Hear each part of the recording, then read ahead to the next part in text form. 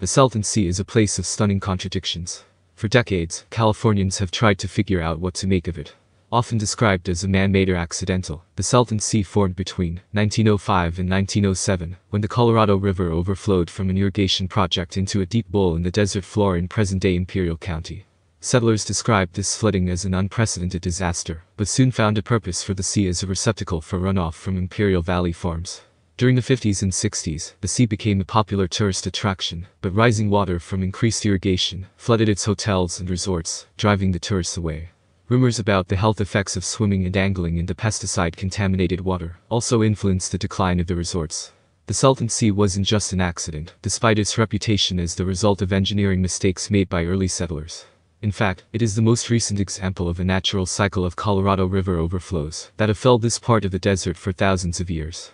Floods from the Colorado River have been big and small vast inundations that resulted in water bodies like Lake Gila and relatively small overflow pools that evaporated within months. Still, the sea is often talked about as a waste of state resources or a lost cause not worth conserving for fish and birds, and, perhaps more troubling, not worth the water it would take to sustain its current shoreline. As the Salton Sea evaporates more rapidly, with no new inflows and rising temperatures, more of the dusty lakebed is exposed, causing disastrous urgent respiratory problems for nearby human communities. Yet in the context of an epic region-wide drought, the political will to spare fresh water to this often maligned place has been difficult to muster. The Salton Sea, lying in a desert and seen most often as a man-made mistake, fails on both counts as a conservation priority. Few people think of the Salton Sea, often associated with rotting, waterlogged debris and shorelines choked with dead fish, as a place worthy of environmental protection. The Salton Sea is a difficult place to understand. Is it a crucial resource for wildlife? A century-old engineering mistake? A wasteland? A wetland? Its history and its current conditions are too complex for any point of view to be the right one. Given this complexity, it is easy for outsiders to dismiss the sea as too far gone for mitigation measures, despite the dire consequences for people, fish and birds, should it dry up entirely. Policy solutions must take a wide range of challenges into account, some of them highly contradictory. Fresh water could be diverted here, but California continues to grapple with drought conditions that make this difficult to imagine. Some have proposed projects such as desalination plants, which are prohibitively costly in terms of dollars and energy resources.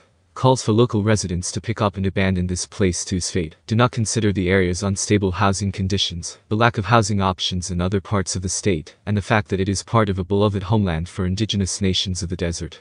Most recently, policymakers and energy companies have proposed mining the rich reserves of lithium underneath the Salton Sea, not so much a plan for mitigating the sea's dust and water problems, as a way to supply non-carbon energy to the nation, while profiting off the sea's reputation as a wasteland. Outcomes of lithium extraction are hard to know, but some, like the destruction of sacred indigenous sites, are likely. This complexity, and the lack of clear solutions, have led some to describe the evaporating Salton Sea as a wicked problem, a term coined by scholars to describe problems that are so complex as to defy simpler straightforward solutions for all of their diverse stakeholders. Among these various challenges, the Salton Sea faces a deep and abiding problem of perception. People simply do not think of it as worthy of environmental protection, which makes it much more difficult to imagine solutions for the fish, birds, and people who call this place home.